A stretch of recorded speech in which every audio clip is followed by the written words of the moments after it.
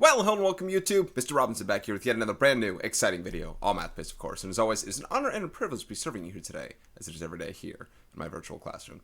Step out inside, and I believe this is the last video I am doing within Chapter 1 for the Big Ideas Math Integrated Math 2 textbook sections. This is the Chapter 1 test and Cumulative Assessment. Now, I haven't looked farther ahead in the book to see how this is going to work or not, but I believe cumulative assessment will cover everything in the book beforehand in this mixed variety sort. Because this is the first chapter, I can only assume the only questions within the cumulative assessment are only within chapter 1. So we'll see how that looks. If I look at the actual problem set here, we'll look together. We have a single page, I believe, numbers 1 through 20 on the chapter 1 test portion. And then we hit cumulative assessment 1 through 5. And then another page of 6 through 9. So total 29 problems. I mean, that doesn't sound like a lot, but never say never when it comes to this material.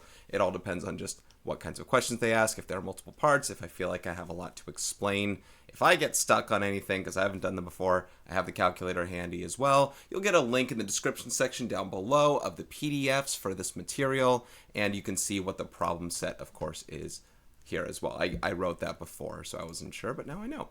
So let's go ahead and get started, and let's look at number 1. And by the way, as I'm looking at this first question right now, this is not in order. This is not out of section 1.1 that we're looking at. This is out of section 1.5. So maybe I can try and call out what some of these things are. This is 1.5 where you have radicals and rational exponents where they ask you to evaluate the expression, where we have the negative fourth root of 16, which is different from the fourth root of negative 16, because I can evaluate this.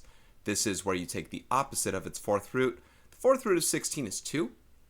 2 times 2 times 2 times 2, 2 to the fourth is 16, so the fourth root is 2, and the opposite goes into negative 2, just like that. If it said the fourth root of negative 16 like that, ain't no solution to that thing. It's not possible, because you can't take an even root to a negative value, because if you multiply 4 negatives together, you get a positives. That would just not be possible. We'll go ahead and look at number 2. 700, and they ask us to evaluate these, by the way. So 729 to the 1/6 power. 729 to the 1/6 power. Now, the first thing I'm going to do is rewrite this in its radical form, the 6th root of 729 to the first power. That's a nice reminder of exactly what that thing is and what it is we're doing with it. So what number times itself? 6 times 729? I believe it's 3. 9 cubed is 729, so that makes sense that it'll be that as well. And that's what that becomes. I guess as expected, we can do this without a calculator, right? That's the goal. That's the end hope. Otherwise, you plug it in the calculator and you should get the right answer. We're not taking a 6th of 729, and it's not 729 and a 6th either. Keep that in mind. Okay, number 3. Negative 32 to the 7/5 power. Notice how negative 32 this time is a quantity, which means it will exist. When I convert it to radical form, it will exist inside the radical like that. Now I take the 5th root and I raise the whole thing to the 7th power. You could raise to the 7th power first. And if you do, make sure that negative 32 itself is in parentheses. But I'm going to take the 5th root first because I can. That's easier to make my number smaller, which becomes negative 2. Remember, negative numbers to an odd root are fine, because an odd amount of negatives multiplied together does give you a negative result. 2 to the 5th is 32. Therefore, the 5th root is 32 is 2, but the 5th root of negative 32 is negative 2. We're going to raise negative 2 to the 7th power. 2 to the 7th is 128. Negative 2 to the 7th is negative 128. And again, it's because it's an odd power that the result is negative, and that's the answer. So far so good, pretty fast, and those were out of section 1.5. Number 4, and it looks like 4, 5, and 6 are out of section 1.4. Simplify the expression, write your answer using only positive exponents. Let's go. We have z to the negative 2nd times z to the 4th. What you do is you add these exponents together. Negative 2 plus 4 is 2. You're left with z squared. I mean, that's kind of all I can. I could write more, but I said it out loud. Alternatively, I'll show you more things I can do with negative exponents, but I tend to do them when I have a fraction in the problem, like I see number 5 does, so you'll probably see me do it here. This is not the only way to do it. This is just the way that I tend to do it. So if you'd like to follow along, you're in this video for that very reason. Maybe you learned something out of it. Number 5, I have b to the negative 5th divided by a to the 0 power times b to the negative 8th. A to the 0 power is 1. So I'm going to leave that out. 1 times b to the negative eighth, just b to the negative eighth. I'm going to get rid of it. And I'm going to turn this exponent positive by moving it to the numerator, and turn this exponent positive by moving it to the denominator. You would have had to have seen an older video of mine or known this property to make sense of what I'm doing to make sense of it now. At this point, we're at the chapter test. I'm going to explain my process less than teach it. But now it's b to the eighth on top, b to the fifth on bottom. When you divide the same base, you keep the base in, you subtract the exponents. 8 minus 5 is 3. You're left with b cubed. The way you'll see me do it in a problem with more stuff involved, you'll see me get rid of all 5 of them down here, get rid of 5 of them up top, and I'm left with 3 on top in the numerator. If it was b to the fifth over b to the eighth, my answer would have been 1 over b cubed. Because you would have gotten b to the negative third as a result, and negative exponent means divide it. Go to its other part of the fraction. Number 6. 2c to the fourth over 5. Quantity raised to the negative third power. I can turn this exponent positive to begin with by flipping the fraction. I think it leads to less headache. I was going to say less hiccups, but then I just hiccuped. So I flipped this. Now I'm going to go ahead and cube everything inside. I will cube 5. I will cube 2. Don't forget the 2. People tend to forget that 2. And I will cube c to the fourth. Now 5 cubed is 125. 2 cubed is 8. C to the fourth cubed is not c to the 64th. You multiply the 4 and the 3, and you get 12. So c to the 12th. Nothing here can reduce, but if they could, I would like to try. I can't. They can't. That would be the answer. And that's numbers 1 through 6. So far, so good, I think, with regard to time. Let's move on to numbers 7 through 10. Numbers 7 and 8 look more like absolute value functions out of section 1.1. 9 and 10 look like piecewise or step functions out of 1.2. I'm going to try to fit things on this page while I can, I think. Let's see. Oh, I have to graph. Let's move forward. All right, let's go to number 7. Graph the function, describe the domain and range. So I have h of x equals negative absolute value of x minus 1 minus 4. The a value is negative 1, the h is 1, and the k is negative 4. That means my vertex is at 1, negative 4. And I flip this thing over. So let's get a graph paper here. All right.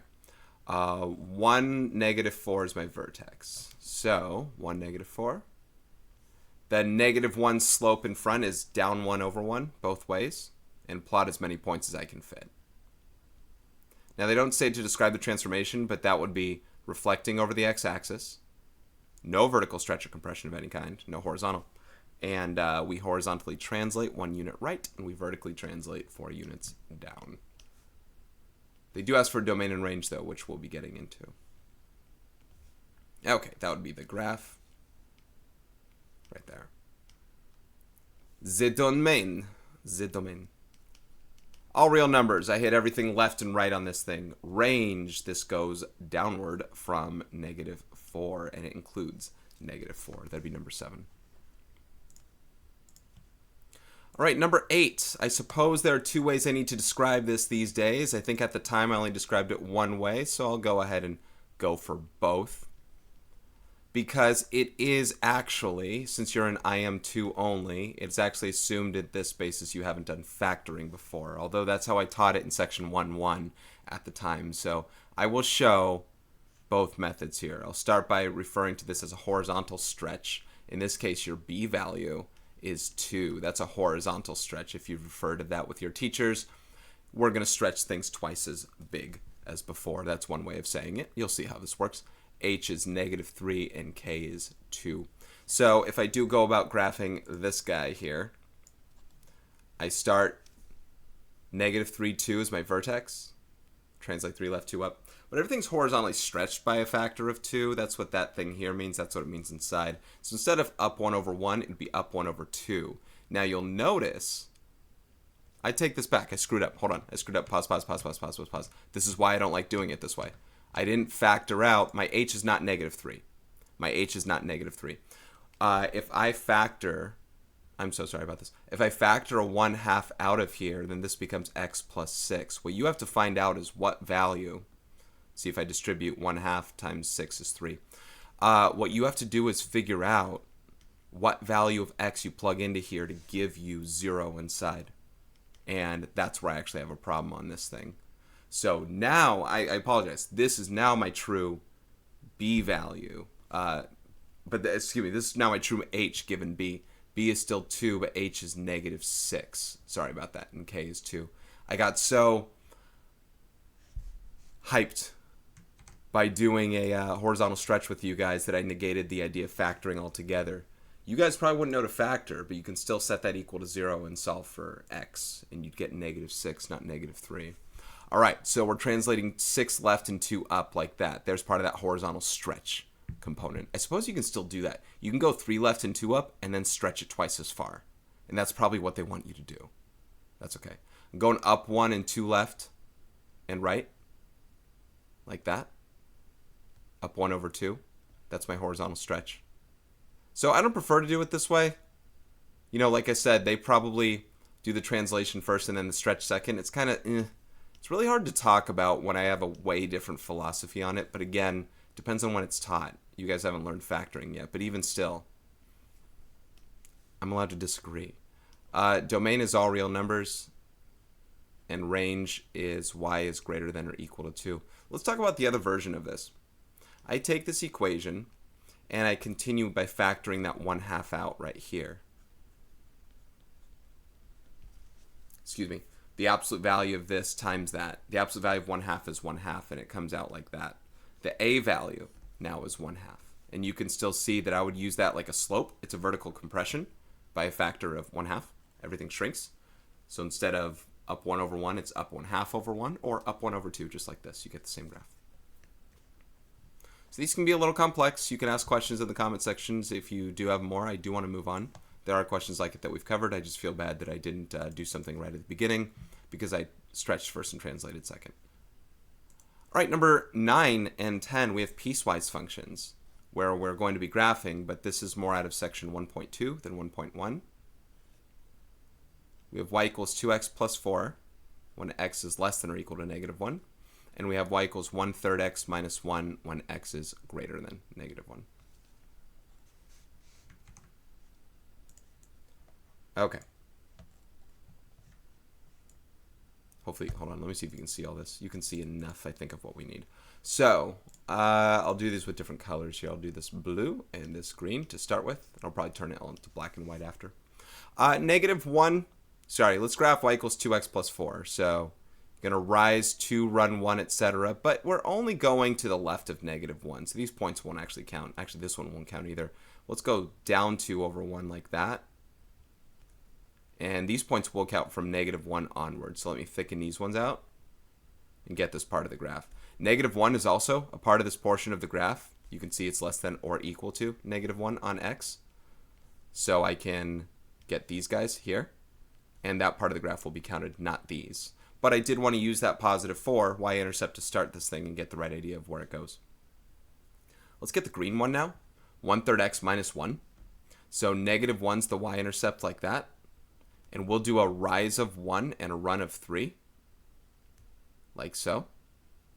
Now, the tricky part here is, although we go down 3 over 1, although this point doesn't actually qualify, it'll help me make my line. Because what I need to do here is I go to the right of -1. -1 starts right there. So if you want to kind of really complete that line and figure out, ooh, where does it go to? Kind of like that, right? I would erase everything to the left of this. I need the open circle, but technically my line shouldn't go anywhere left of that. It should just look like this. Obviously, I can't erase my line the way you can with a pencil, but this is kind of how the tracing will look. And yeah, I ended up on a fraction portion of that, right? Unless I wrote something wrong here, it all looks good. Up 1 over 3 from -1.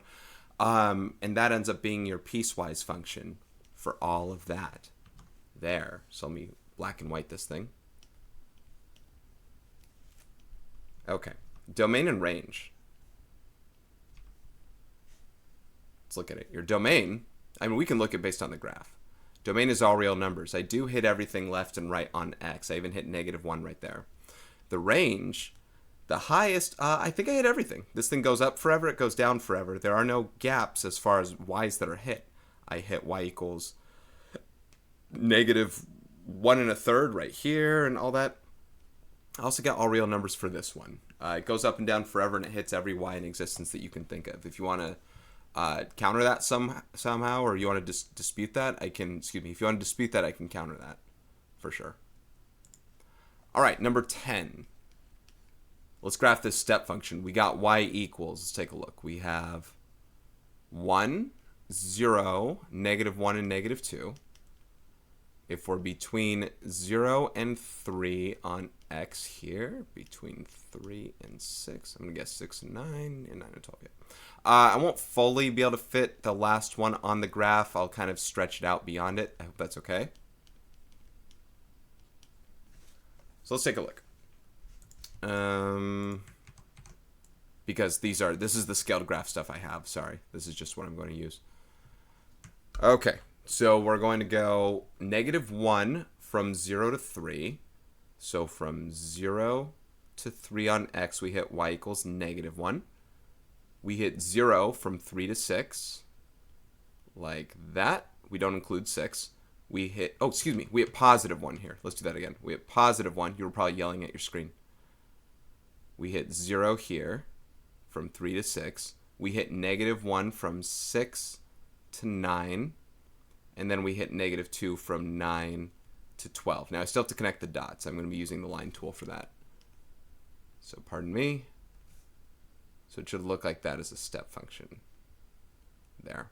Remember, y equals equations are constants. That means they just go horizontally across like that. It's kind of no jumps and everything.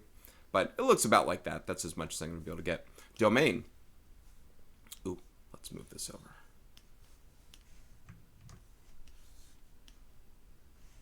Okay. Domain. Not all real numbers. It goes as far left as 0. It includes 0. It goes as far right as 12, but it does not include 12. Like that. And it hits everything in between. It hits 3 here. It hits 6 here. It hits 9 here. The range. It only hits very specific y values. It only hits these 4. 1, 0, -1, and -2. It doesn't hit anything in between them. Doesn't hit anything outside of those. However, when we write them, we go in order. -2, -1, 0, and 1. That would be most appropriate to me, at least. Not all real numbers for either of those. Not at all. I didn't flash this over to number 10. Apologies. Yeah, we just did it. All right, that was number 10. That was out of section, I guess, 1.2. Number 11 and 12, inverses. That's out of 1.3. So number 11. Find the inverse of the function. Oh, 11, 12, and 13. Find the inverse of the function, then graph the function and its inverse. Okay, so we'll start with g of x equals -4x. I'm going to turn g of x into y. The inverse step is swapping x and y. And then we solve for y again by dividing both sides by -4. So if I divide both sides by -4, I get -1/4 x, like that. And writing it in inverse notation looks like that. Let me try that again. -1/4 x. So in terms of graphing this, let's shrink it a little bit. So in terms of graphing this guy, both of them, let's get blue and green. Let's get that line y equals x. It's technically what it reflects across. I want you to see that as a reminder if that's actually what happens. So 1x plus 0. And keep in mind, these don't have a y-intercept. These have a y-intercept of 0 as well. So in the blue one, -4x, it starts at 0 and goes down 4, right 1, like so. To get some points on the graph like that. And you can graph the inverse either by taking your initial, either by graphing the equation based on the line that it is, or taking the points of this guy and swapping the x's and y's. I recommend that you practice doing this one though and just confirm that that's what you got as a graph. So this one has a y-intercept of 0 and goes down 1, right 4, which sounds to be exact opposite of what the original was. The other one was down 4, right 1. Now it's down 1, right 4. Not exact opposite like switching signs, but switching x and y. X and y swapped. That's exactly what an inverse is. And if you look across that dotted line, that's exactly what we're getting. Inverses of each other. That is number 11. Number 12. r of x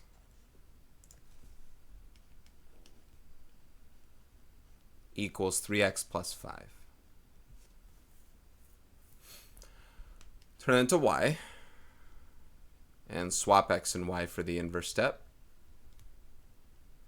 All right, let's solve for y again. 2 steps. I'm going to add 5 to both sides to begin with. Then I'm going to divide both sides by 3. So I get y equals 1/3 x plus 5/3, or the inverse. What was it, r? The inverse of r equals 1/3 x plus 5/3. Now this is one where I like graphing my original just fine from the y-intercept and the slope. This one's slope is fine, this y-intercept is not. And if you've seen me do these before, then you'll probably know what I'm going to do with this one, which is pick a point from my original function and invert that, and then apply my inverse slope from that. So first thing I'll graph is my y equals x line,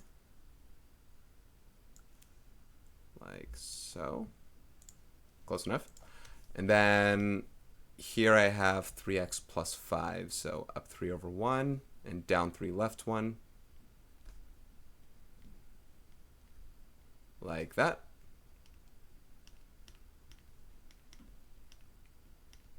Sorry, I'm getting my color set.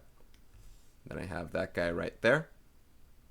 And now let's go to the inverse graph, where here, once again, 5/3 is y-intercept is like 1 2/3. It's kind of weird. It's like there-ish. It's not perfect, and I don't want to do slope counts from that. So let's pick another point that we have, like 0, 5, and then let's invert it to get 5, 0, like that. And then I can go ahead and apply the slope from that, because I know that this should be somewhere on the graph if I'm doing it that way. That being said, I don't know how that works with that slope there. Let me make sure I did everything right. I subtracted 5. Oh, you know what? I didn't do something right. This says plus 5. This should have said plus 5 here. This should say minus 5. Again, you were probably yelling at your screen. So let's try that again. Minus, minus, minus. That's a big my bad. So that 5/3 I was talking about was actually negative 5/3. It would have probably went right there about. So we'll see that one thrown into the mix. I knew something was wrong when I noticed that I should have had a positive slope. So I go up 1 over 3 like that, and down 1 left 3 like this. And this comes from this slope here, 1/3. 1/3. Down 1 left 3. You can see it kind of crossing through that guy, but I'd rather hit my integer points and go off something that I know. There we go. Not generally bound to make those mistakes, my bad, but I'm glad that I'm correcting them. I just hope that you see it with me in time and you don't just blindly copy what I do. You question it. Because if I ever see a mistake, I'll make sure to note it somewhere later. Okay, number 13.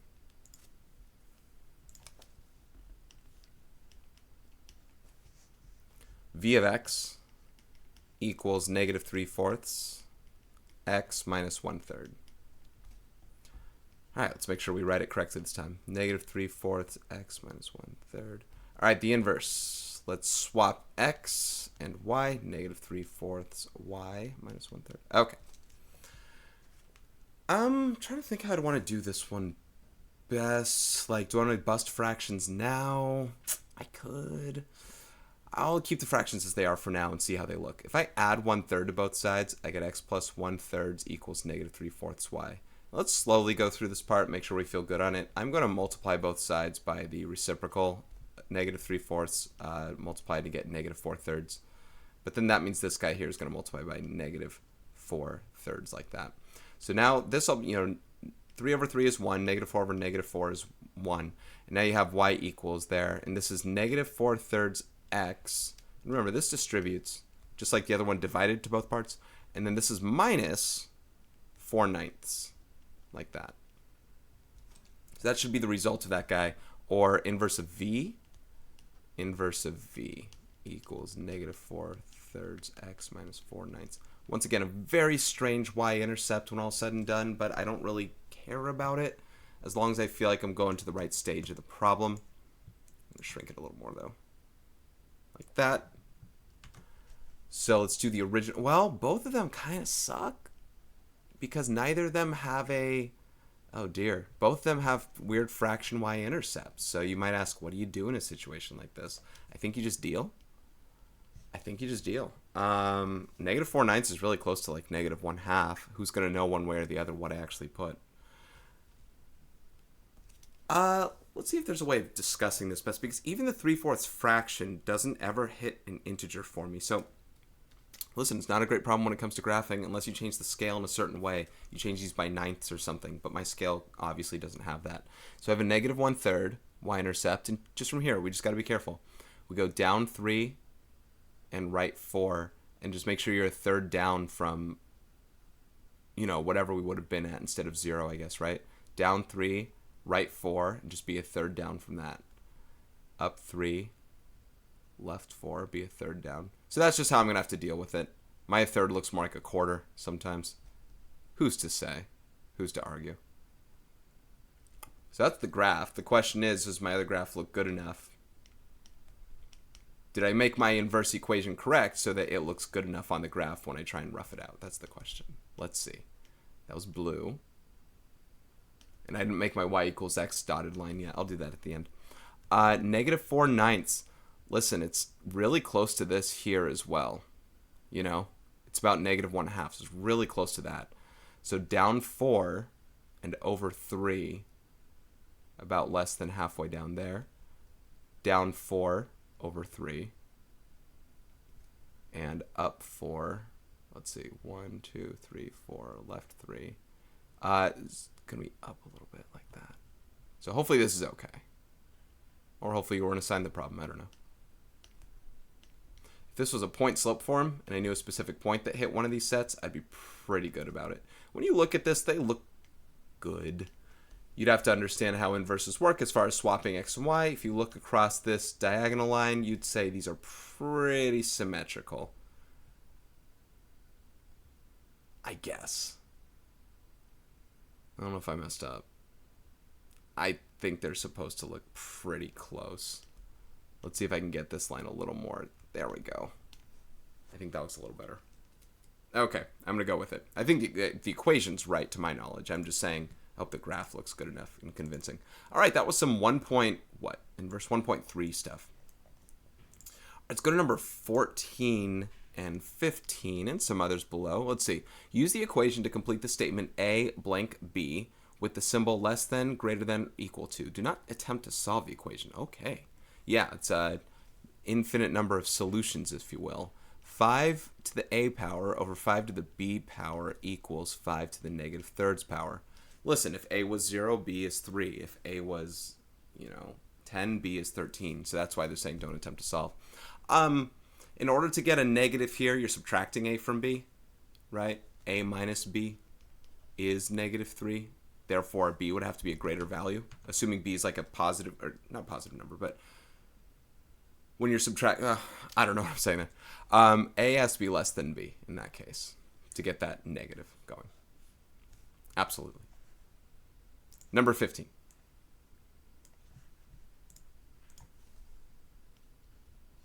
Nine to the A power times 9 to the negative. Oh, that should be an A. By the way, these only subtract or add or whatever when you have the same base.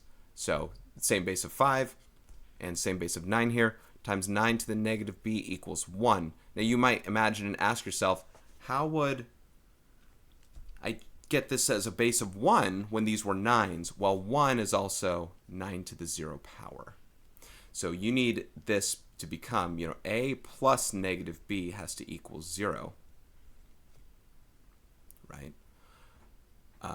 In fact, I should have mentioned for this one, for A minus B to equal negative 3, A would have to equal B minus 3. Therefore, A would have to be less than B. Whatever B is, A is 3 smaller. Here, if I add B to both sides, you're going to get A equals B. So that would be the result of that guy there. Because basically what you're doing is you need them to be opposite signs to become 9 to the 0 power. 9 to the 0 power is 1. That's where you get that. If that explanation didn't make sense. Okay, number 16. 5 more on this set. Then we go to the cumulative assessment. Write a piecewise function defined by 3 equations that has a domain of all real numbers and a range of -3 to 1 on y. So this is open-ended. This is a 1.2 thing. Let's get a rough version of a graph to figure out exactly what they're talking about. Defined by 3 equations has a domain of all real numbers. So I love this. Oh. What you'll have to be careful of for the all real numbers portion is the left and right I assume we're going to be linear from what we're doing. The left and right, we just have to make sure that they're constant functions, because if this goes on right forever and it goes up forever, then it doesn't have a limited range. So I want to make sure that the rightmost version is somewhere between -3 and 1. It can include 1, it can't include -3. So I could be right on y equals 0 for all I care about. The other one has to be on the other side somewhere. And then in between, I can make something that goes like that, from like -3 to 1. Do I include 1? I include 1, I don't include -3. So I'll do something like this. Let me redo that whole thing. I can do like an open circle here and go to the right forever. You can totally make something up.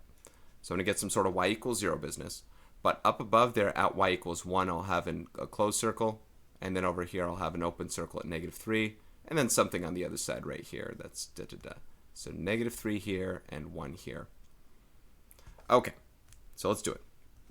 Let's make ourselves a y equals, so 3 equations it said? Okay.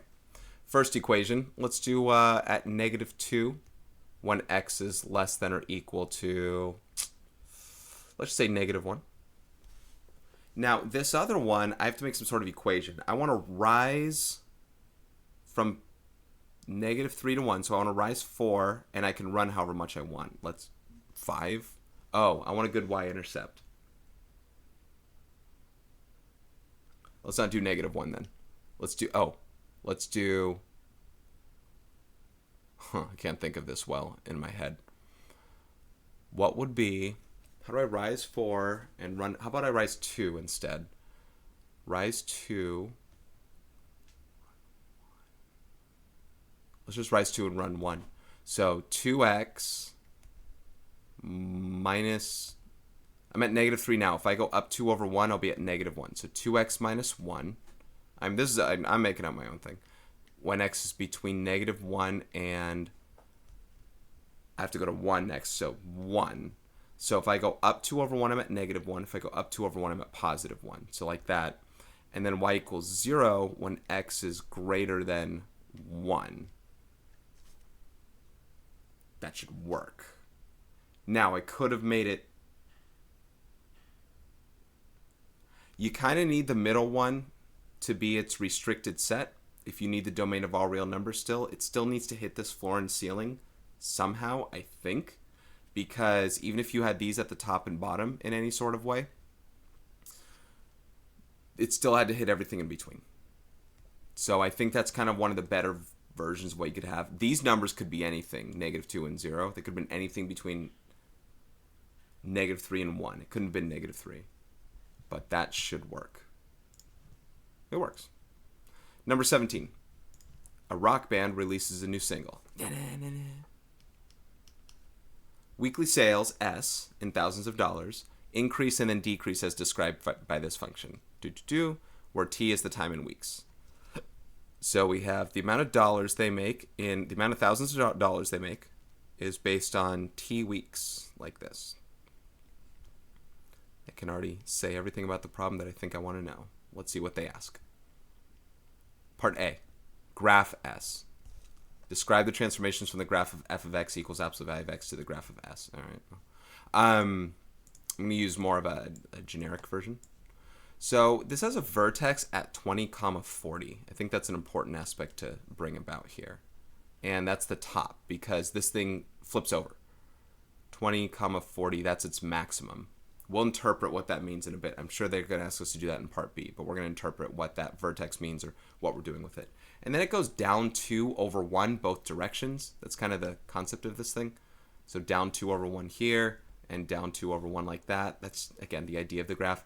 If I were to do this correctly, though, down 2 over 1 should hit the origin, like that. And then down 2 over 1 should hit, I guess, what, 40, 0? 40, 0. I'll show you what that, I'll tell you what that means in a bit. And there's 0, 0. That's just kind of how that slope works. Basic concept of the graph and the problem. Describe the transformations. Transformations. We reflect this thing over x-axis, or t-axis, or whatever you want to call it. I'll call it x-axis. Reflect over x-axis.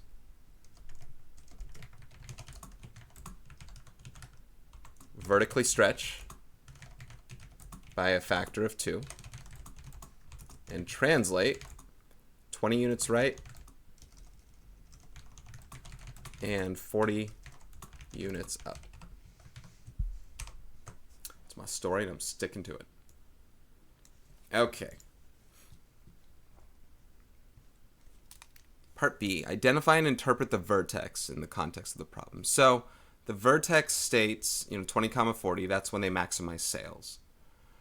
20 weeks in, T is 20. 20 weeks in, is it profit? What'd they say? Weekly sales. They maximize their, so this isn't how much money they make, this is how many in thousands of dollars. Okay.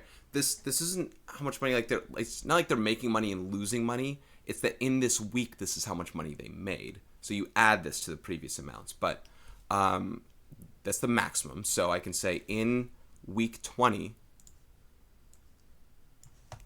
the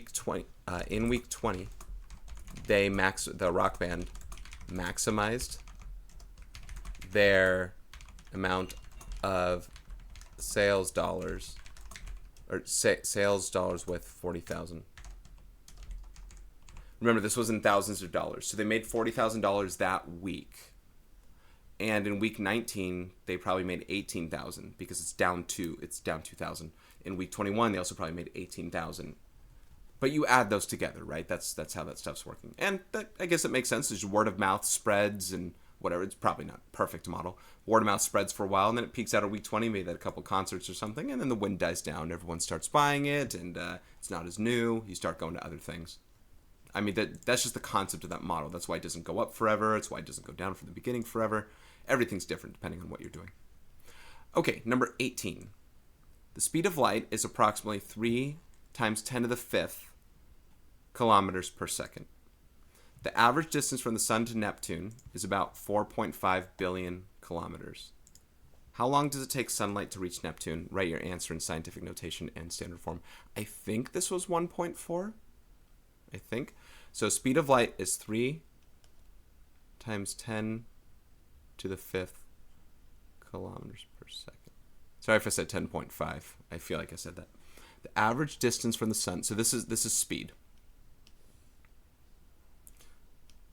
Our rate at which we travel is this. The distance from Sun to Neptune on average is 4.5 billion kilometers. Now, 1 billion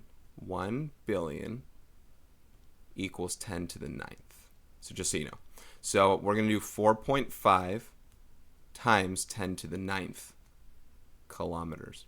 We're saying how long does it take sunlight to reach Neptune? We have to figure out time in this case. You divide distance by time and you get a rate. Or distance is rate times time. Or time, let's see, if you know distance is rate times time, then time is distance divided by rate. Time is distance divided by rate. So how long does it take in, I guess in seconds, but we're going to do scientific notation and standard form. So time is distance, 4.5 times 10 to the 9th, over rate, 3 times 10 to the 5th. And the best way of going about this is kind of treat these parts separately, get the numbers divided together and these guys divided together for scientific notation, at least to begin with. 4.5 divided by 3, that also reduces to 3 over 2. That's just something that I'm aware of, so 1.5. Oh, that's an easier way to say it, 1.5. 1.5 times 10 to the 4th. The 9 minus 5 portion happens there. And that's in seconds. That's scientific notation. Standard form, you would shift. Is that 15,000? 15,000 seconds. Let's see. 1, 2, 3, 4. 15,000 seconds, I believe, would be that guy there. That's the standard form of that. So there's my setup. That's what we do. I believe I have that all set up correctly. They said kilometers for both. How long does it say in seconds? Yeah, 15,000 seconds. There it is. Okay, number 19. How long have we gone so far? 30, not bad. Number 19. Might be the shortest video so far from the Big Ideas Math stuff. Oh, I still have the other part. The value of a mountain bike, y... Oh, this is from 1.5. We haven't done this yet, have we? The value of a mountain bike, y in dollars, can be approximated by the model. Y equals 200 times 0.75 to the t power, where t is the number of years since the bike was new. Determine whether the model represents exponential growth or decay. A. Well, because 0.75 is less than 1, This makes this exponential decay. It's losing value over time. Identify the annual percent increase or decrease in the value of the bike. So 0.75, you're asking how far away that is from 1. So that's 0.25, which represents a 25% decrease yearly. 25% annual decrease. In that same vein, if you were given that there was a 25% annual decrease, this is 0.75 is the value that you'd use, 1 minus 0.25 to get that value. Part C, estimate when the value of the bike will be $50. So why is the actual amount here? This is going to be more of a guess and check kind of problem, at least in terms of what we're doing together with it. There's more than one way to go about this problem in particular, but what we're going to do is substitute values of t until we get in that ballpark of 50. I don't know what they want us to round to for this. Hopefully it's a kind of decent number that'll make it happen. I'll go to the calculator for this with you. I'm sure they talk about using a table, and we could to do approximations. I'll show you how I can just recall values over and over to make this happen though as well. Let's do 200 times 0.75 to some values. Let's try some things out. If it's not small enough, we'll try a larger value because this is decreasing over time. Let's try 5 years. That was actually pretty close. So I just went past it. Let's see what 4 years would have looked like. So 63. It's closer to 5. I'll round a little bit. Let's I'll try some decimals. Let's try 4.8. That's around 50. That's actually pretty good. So I was pretty lucky by saying that. 4.9, which one's closer here? 4.8's closer. I'm gonna try a little more. 4.85. So you're trying to get really kind of close to it. This is where a table is really helpful. 4.84. Let's see which gets me closest to 4.82. 4.82 looks pretty good. It's really close to 50. It's closer than that. I'm going to say 4.82. I don't know how much they want us to round, but that was pretty good. 4.82 years. If they asked how many years would it take, like to the nearest whole number? Well, not necessarily to the nearest whole number. At 4 years, it's not there yet. You'd have to wait 5 years to be at 50 or less. So in some ways, I could say 5. 4 would never sound correct as an answer here, not just for rounding purposes, but for logic purposes. You're not yet at $50 after just 4 years. You are past $50, like less than, by the time you hit 5 years. The amount Y in grams of the radioactive isotope, iodine-123, remaining after T hours is Y equals A times 0.5, this is a half-life equation, to the T over 13 power, where A is the initial amount in grams. What percent of the iodine-123 decays each hour? Is this in hours? After T hours. So if they're asking each hour here, we want to kind of have it only raised to the T power and figure out what's going on. The A doesn't matter. It's whatever initial amount it is, but they're asking about percentage decline. See, you lose half of the amount every 13 years. We want to know how much, every 13 hours. Every 13 hours. We want to know how much you lose every hour. And you don't just multiply by 13 or divide by or whatever. It's a different kind of percentage thing. So what we'll do here is we'll take A times T over 1/3 is also T to the 1/3, T times 1/3 or 1/13th. 1/13th times T, like that. So that's also to the 1/13th power here, raised to the T power like that. That's one of those exponential properties out of section 1.4. Although this might be more of a 1.5 question, but this is out of section 1.4. And the 1/13th means the 13th root of it. So we're going to take the 13th root of 0.5 or raise to the 1/13th power. So if I went back to my calculator, 0.5 to the 1/13th power gets me 0.9481. I've seen around 4 decimal places before, so I'm going to put that 0.9481 to the T power like that. So that's what we're looking at as a better model for how much it loses, how much percent remains per hour. They asked how much decays each hour. So this is how much remains. So if I did 1 minus that number, this is where I wish I had the calculator again. This shows you the decimal, and then we'll convert it to a percentage. So I think that's 0.0519, which is around 5.919% decay each hour.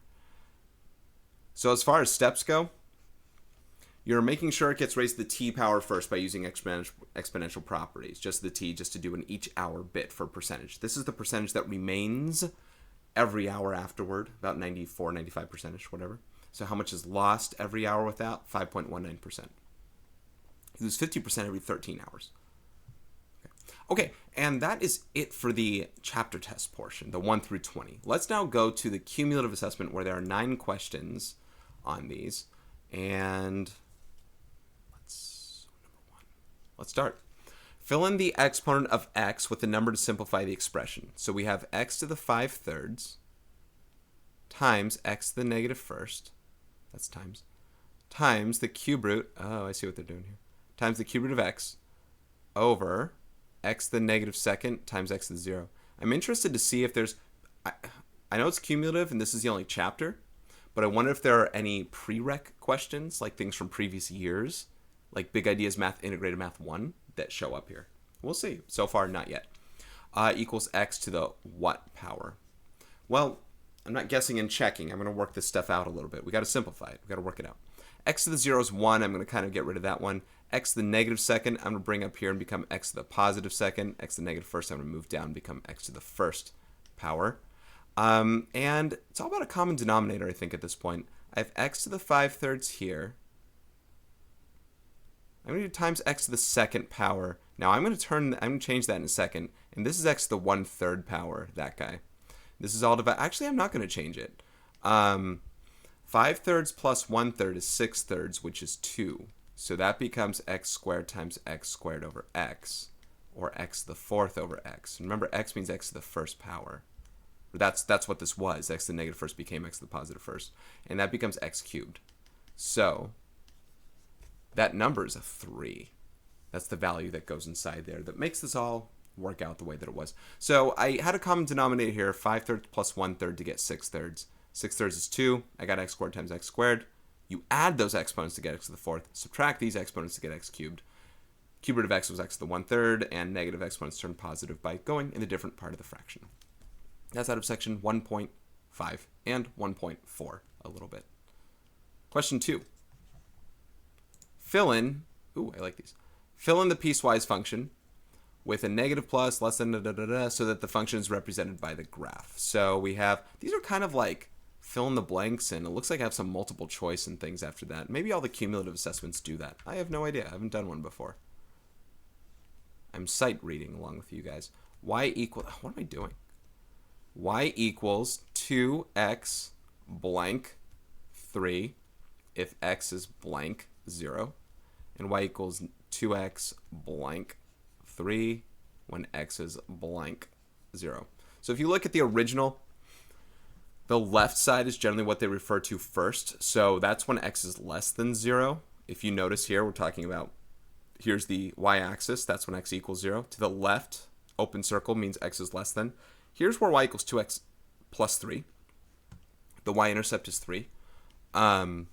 There's that. And this looks like y equals 2x minus 3 on this guy here, the y-intercept. And that's when x is greater than or equal to 0.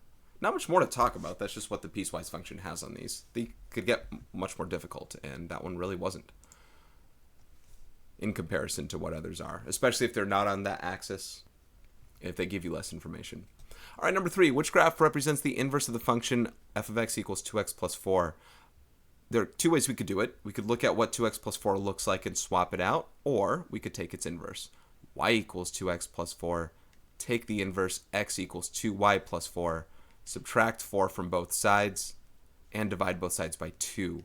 You get y equals 1/2 x minus 2. You divide x by 2, you get 1/2 x. You divide 4 by 2, you get 2. Subtract it.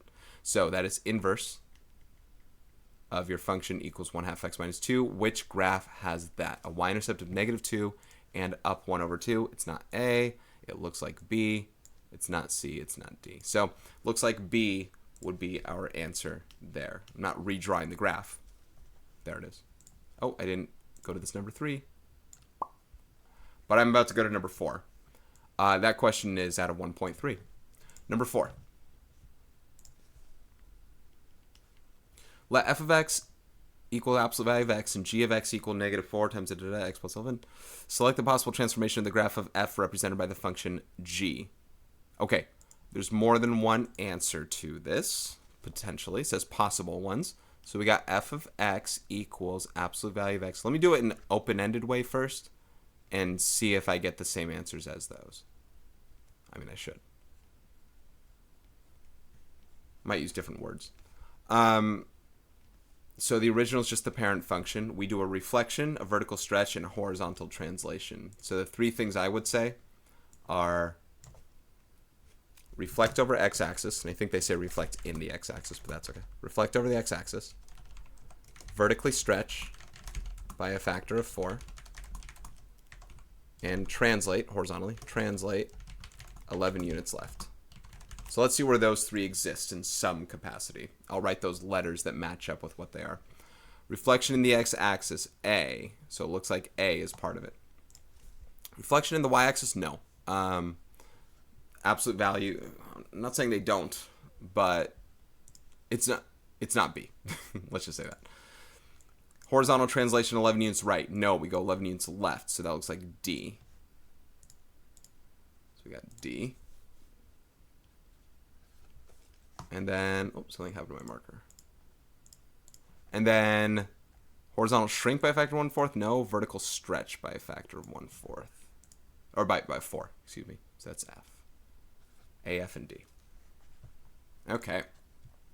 Number 5. Select all the numbers that are in the range of the function shown. Oh, interesting.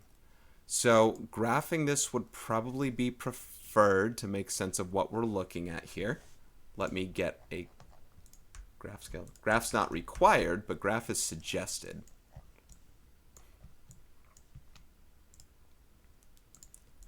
So for y equals, let's see.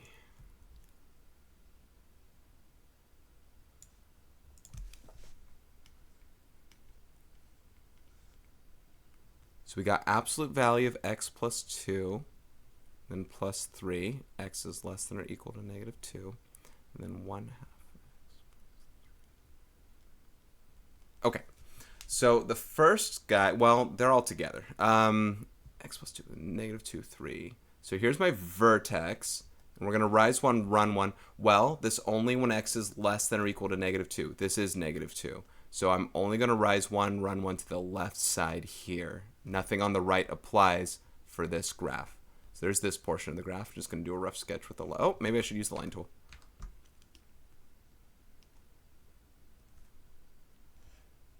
There we go.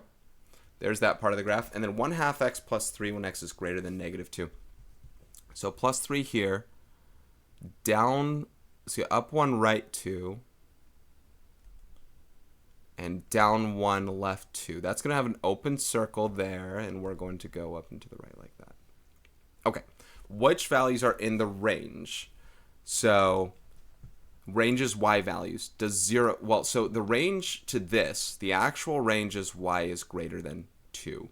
Nothing else but values that are greater than 2 should apply.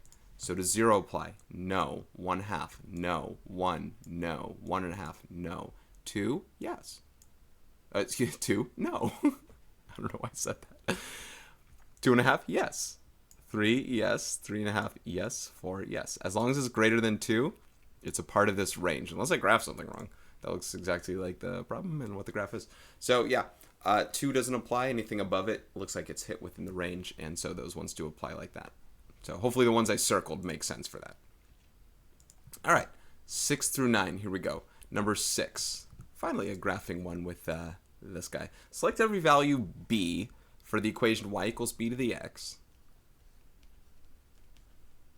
That could result in the graph shown. So if you have a graph that looks like this, terribly drawn, that's exponential decay. That means b has to be less than 1. Between 0 and 1, I should say. B has to be between 0 and 1. So what values could exist for b as quantities? 1.08? No. 0.94? Yes. 1 plus 0.85? That's more than 1. This is more than 1. That's less than 1. And although this is a fraction, that fraction is also more than 1. So just 0.94 and 1 minus 0.6. 1 minus 0.6 is 0.4, and that's less than 1. If you got negative possibilities or 0 or 1, those don't apply. It has to be between 0 and 1 as a value. Quick question. Good. Number 7.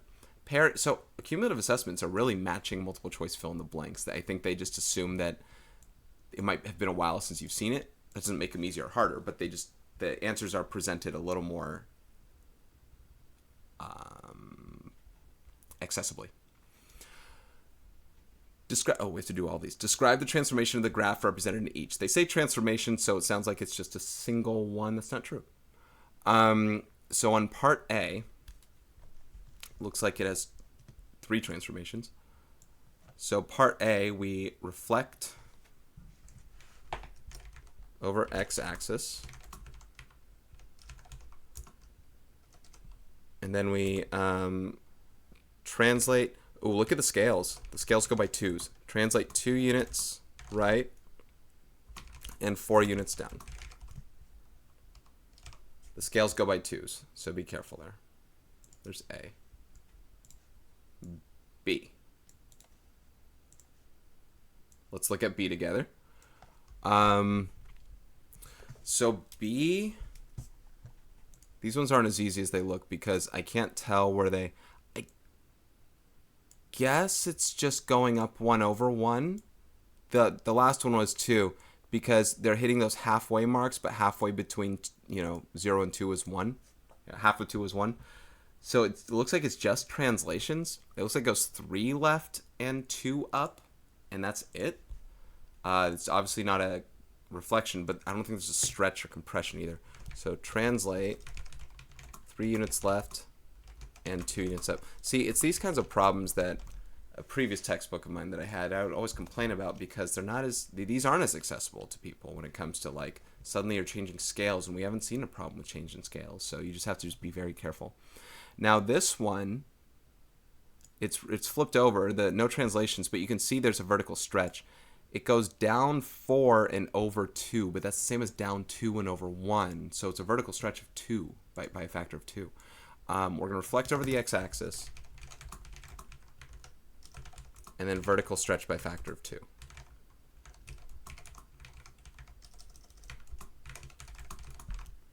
And then the last one,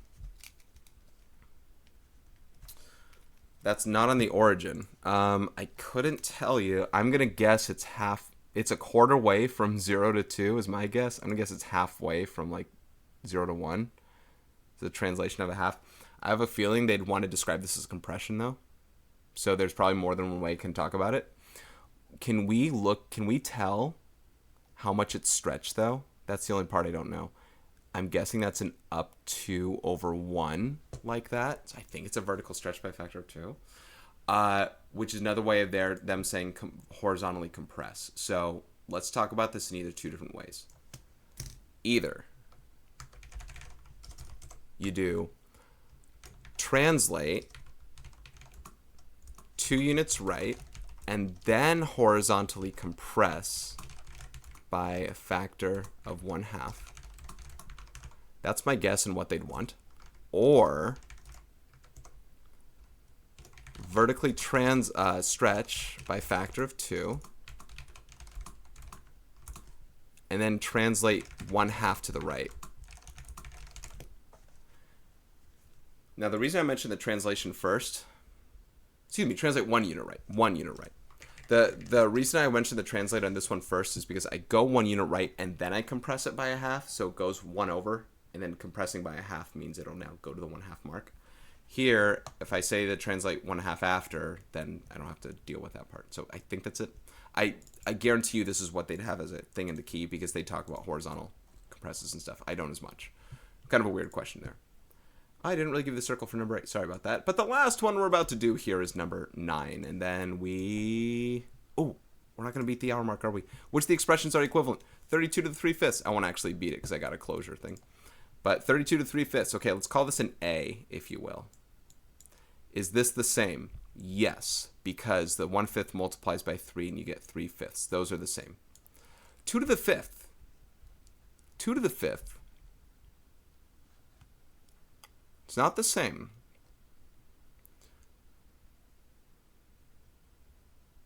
But there's something to that we're going to have to talk about later. So 2 to the 5th is 32, right? We haven't evaluated 32 to the 3/5 yet. Let's kind of talk about what that is to see what else it would be equivalent to. Number 9.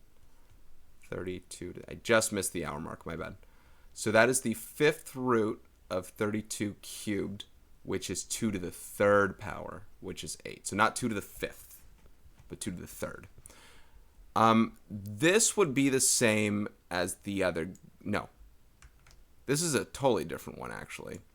So that's C. The cube root of 32, I don't know what that is. It's not a perfect cube of any sort. It's probably not going to match any of these unless it has, like this one. It'll probably match the same. 8 is also like the other ones in terms of A. And the cube root of 32 to the 5th should be like that guy there. It's still not a perfect cube, but it's like that. So unless I mess something up in representation, 2 cubed, 5th root. So that's how I match those up. I'm putting the letters up like that and hope that works out. And that's all I'm going to put. All right, so that ought to do it for this one, guys. This is Mr. Robinson. Thank you so much for watching for this hour of work. And that's the end of Chapter 1 stuff. Anything here on out should probably be Chapter 2 and then 3 and so on and so forth. So thank you so much for watching. Check the description section if you're trying to find anything in particular, like graph paper or PDFs of any kind and timestamps. Take care. I will see you in the next one.